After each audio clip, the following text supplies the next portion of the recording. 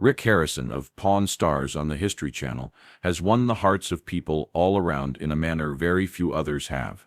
You can therefore understand how surprising it was when rumors of Rick being sentenced to life in prison began to circulate. Rick's lifetime of major court battles and personal problems helped to fuel this notion. Let's look at what transpired to Rick Harrison and find out his present state. Born on March 22, 1965, Rick Harrison came from Richard Benjamin Harrison and Joanne Rue Harrison.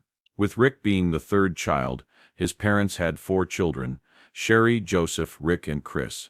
Rick lost his sister, Sherry Joanne Harrison, early in childhood, so his encounter with awful catastrophes began. The first child of the Harrisons, Sherry, was born with Down syndrome. Sadly, at 6 years old, she died.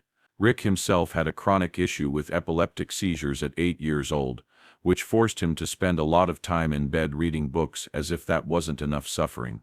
This ignited his lifelong passion for reading and literature, particularly anything related to history and physics. Amongst his most cherished is John D. Fitzgerald's The Great Brain, which starred 10-year-old Utah con artist Tom D. Fitzgerald, who motivated the little Rick. Rick attended Taft Middle School in San Diego as a teen, but left in 10th grade to peddle phony Gucci bags for $2,000 a week. But everything changed when his parents' real estate company collapsed. The family now had to relocate to Las Vegas, Nevada in April 1981. Rick, now an adolescent, had to deal another difficulty when his girlfriend Kim got pregnant. Though rather young, Rick boldly chose to welcome parenthood. Another sad tragedy took place when the young couple lost their first child following a miscarriage. Still, they remained resilient and finally married a year later. Their first kid, Corey, was born to them then. He eventually became really successful and a rather key component of the family company. 2 years later, they joyfully welcomed their second kid, Adam. Another awful event took place here. Rick and Kim split not long after Adam was born. Rick, however, didn't remain a single father for long. 9 months following his divorce, he began seeing Tracy. A year following his divorce, they married after roughly 8 months of dating. The pair assumed the duty of looking after Corey and Adam with a new partner. Rick required a better income source with a larger family today. Rick, who was repossessing automobiles at night, had to join his father in the new business when his father built a 300-square-foot second-hand gold and silver coin shop in Las Vegas Boulevard South. Rick enjoyed physics and history, as we have said, but he was unaware that the information he acquired from those courses would benefit the new company his family was entering. Rick's knowledge of history helped the store to flourish, since he could provide historical support for every item. 5 years later, the family moved to a more notable location on Fremont Street. 2 years later, however, they had to move again when they lost their lease. Seeing it as a reasonable next move, he and his father eventually chose to convert the store into a pawn shop. But one problem was that they could not turn into a fully fledged pawn company. Las Vegas legislation, limiting the amount of pawn licenses granted depending on the city's population, caused this. They therefore sought to apply for a pawn license as soon as the city's population reached the needed level. After overcoming certain legal obstacles, they eventually obtained their pawn license. Not far from the Las Vegas Strip, the father and son launched the gold and silver pawn business at 713 Las Vegas Boulevard South the same year. Initially, the father and son concentrated on selling unusual historical items and particular sports in their store. Eventually, jewelry became their main selling product. Eventually, their company expanded and became famous in Las Vegas. Rick had now co-founded the show and store, spending much of his life in the store, striving to develop and grow the pawn shop company. By 2005, they were lending out millions annually, making hundreds of thousands in interest income. The next year, the shop gained notoriety for having unusual backgrounds on uncommon sports products. They also supported those who would sell items to obtain petrol money to go home. Their rise and appeal drew the History Channel's notice, which eventually gave rise to Pawn Stars. Jewelry, however, was their main selling product.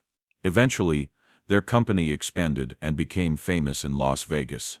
Rick had now co-founded the show and shop, spending much of his life in the store, toiling to develop and expand the pawn shop company. By 2005, they were lending out millions each year, generating hundreds of thousands in interest income. The next year, the shop gained notoriety for offering unusual sporting products with fascinating histories. They also supported those who would sell items to obtain petrol money to go home. Their rise and appeal drew the History Channel's notice, which gave rise to Pawn Stars. Left Field Pictures' Brent Montgomery and Colby Gaines came up with the Pawn Stars concept. On a trip to Las Vegas in 2008, they enjoyed the range of fascinating and dubious pawn stores. Thinking these stores would house unusual people, they searched for a family-run business on which to ground a television show. Eventually, they found the Gold and Silver Pawn Shop, under 2 miles from the Las Vegas Strip. Rick had sought a show on his store for years.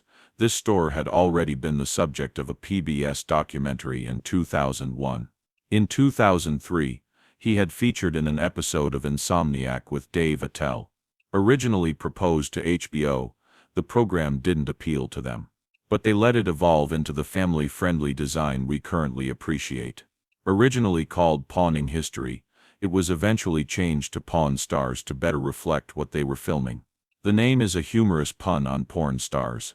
Filming for the episode started at the renowned Gold and Silver Pawn Shop in Las Vegas, Nevada. Although jewelry is the most often pawned item there, clients on Pawn Stars offer a variety of vintage or antique things. The business is usually closed to the public during filming, allowing only a few authorized consumers inside. The show made the Harrison family quite well known. Many people watched it, wrote good reviews and wished for more, which enabled the show to expand and come back every year. By 2011, Pawn Stars has surpassed Jersey Shore as the second highest popular reality show and become the top-rated program on the History Channel. Rick published his autobiography, based upon Deals, Steals and My Life at the Gold and Silver, which hit number 22 on the New York Times bestseller list that same year. Rick divorced his second wife, Tracy, in this same year. The next year, he declared his engagement to Deanna Burdett, who was also divorced, he having been divorced twice. Rick was pleased with the performance of the program and his rising fan base. Rick, Corey, and Chumlee featured as themselves in an iCarly episode called I Lost My Head in Vegas. 4 days later, Rick featured in an episode of another show called The Middle as an antique store owner. He wed Deanna Burdett in Laguna Beach, California about this period. Through this union, Rick acquired 3 stepdaughters, Marissa, Sienna, and Serena. The game show Pornography debuted on the History Channel in July 2014, showing Rick, Corey, and Chumlee fighting against participants to stop them from taking cash and goods from the Gold and Silver Pawn Shop's inventory. Sadly, starting with the awful death of the patriarch of the family, Rick and his family would go through a succession of sad events. In June 2018, Rick's father passed away. Rick told more than 250,000 Instagram followers about his father's passing, saying Parkinson's illness was the cause. A Harrison spokesman verified the patriarch's death. Rick posted a touching homage to the guy who had assisted him manage the family business along with a close-up shot of his 77-year-old father in a black suit matching glasses and a fedora. Richard Benjamin, the old man Harrison, died this morning surrounded by his loved ones. Our family will miss him much. The staff at Gold and Silver Pawn, as well as his numerous admirers worldwide. The History Channel also published a touching statement lamenting the old guy dying. The death of our buddy Richard the Old Man Harrison, a valued member of the History and Pawn Stars family, profoundly saddens us. His honesty and knowledge will be missed. Our sympathies are with the Harrison family during this trying time. Rick also discussed how his father affected him personally. He was my hero, and I was fortunate to have such a cool old man as my father. I'm glad I got to share him with so many others who could witness what a great family guy he was. He said he led a long life that through Pawn Stars he reached people all across, imparting the need of family, hard work and humor. Your prayers and ideas are much appreciated, and requested solitude throughout this period. Today I lost a friend, a parent, a teacher and so much more. Even posted a second photo of his father as a young man in a Navy uniform writing. This morning, the elderly man lost his protracted fight with Parkinson's. "I love you, Dad. See you later." Losing his father left Rick in great grief and made him entirely in charge of managing the store and caring for the family. Furthermore, Rick had to cope with the extra weight of a divorce from his third wife, whom he wed in September 2020. Court documents acquired by TMZ show that Rick Harrison and Deanna Burdett appear to have drifted apart too much to be married. Rick claimed in the lawsuit that their differing tastes, viewpoints and interests make marital harmony impossible. TMZ also said the divorce might have been missed as it occurred during the nationwide George Floyd protests. Referring to Deanna's 3 kids from her last marriage, Rick told TMZ, "Got 3 great daughters out of it, and that the marriage didn't work out, and the divorce was a mutual choice." He claimed as well that he had advanced, based on the father-daughter pictures he has lately shared on Instagram. He obviously still thinks of his stepchildren as his own. Father-daughter day off-roading, Rick said in an August 7 Instagram picture. He has voiced comparable feelings for more than one of his stepdaughters. At least that's good. Rick managed everything despite the difficulties with help from his son Corey and his best buddy Austin Chumley Russell. Hoping for a brighter life with Amanda Palmer, Rick married his 4th wife a year later. Rick's struggles, though, went beyond that. 2 years later, he ran upon legal problems with his own mother, Joanne Rue. USA Today reports Joanne Harrison, Rick's mother, has sued him for family assets and control of the gold and silver pawn business. Nevada State Court received the civil complaint. Named as defendants in the complaint are Rick Harrison, the gold and silver pawn store, Harrison Properties, Jorick Properties and others. Running a family business may be difficult and complicated since financial issues can ruin good relationships. Sadly, this was the case for the mother and son. Disagreements regarding money significantly strained Rick and Joanne's relationship. The case from his mother claimed Rick was violating a contract and noted that his mother had been married to his father for over 6 decades. But while she was in the hospital in the early 2000s, immediately after waking from a coma, Rick had her sign over to him 51% control of the pawn shop. At a time she was signing, she lacked complete knowledge. This naturally didn't reflect well on Rick, as those who were following the narrative had always thought he was a family-oriented guy who wouldn't ruin his family for financial reasons. When Rick's father died, his wife got his 49% stake in the pawn shop, but her son never provided her with the complete financial records of the company. She said she had not gotten appropriate paperwork for over $500,000 in silver and cash,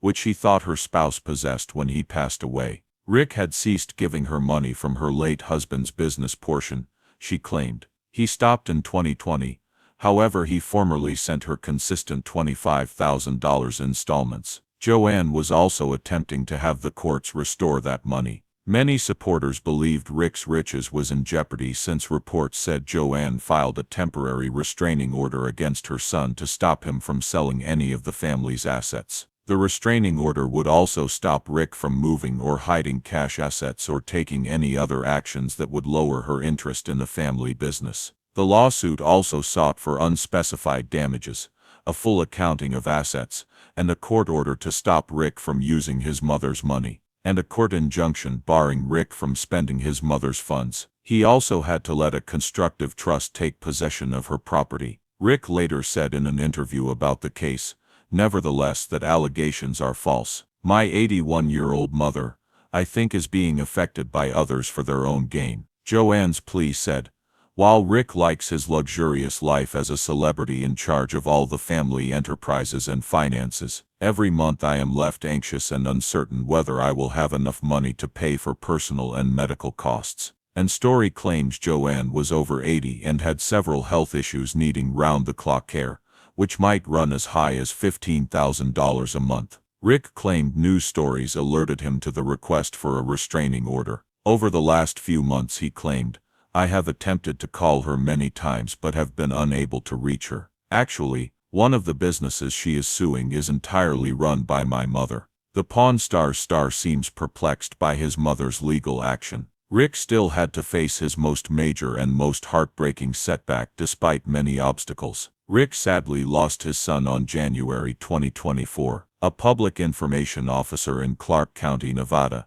verified Adam's overdose of methamphetamine and fentanyl killed him. The Clark County Office of the Medical Examiner categorized the death as unintentional. Worries mounted when another resident mentioned missing since January 17. Eventually, the landlord discovered him unresponsive and called the police. Rick posted a picture of himself and Adam at a restaurant on his Instagram 2 days later, along with the tragic news of his son's death. He said, "You will always be in my heart. Adam, I love you," together with a shattered heart emoji. Family spokesperson Laura Herlovich said on January 22 that Adam had apparently passed away from a fentanyl overdose. "Adam's death saddens us greatly. She urged us to respect our privacy as we grieve his passing." In a statement, Rick also handled the matter, stressing that the fentanyl epidemic in this nation had to be treated more seriously.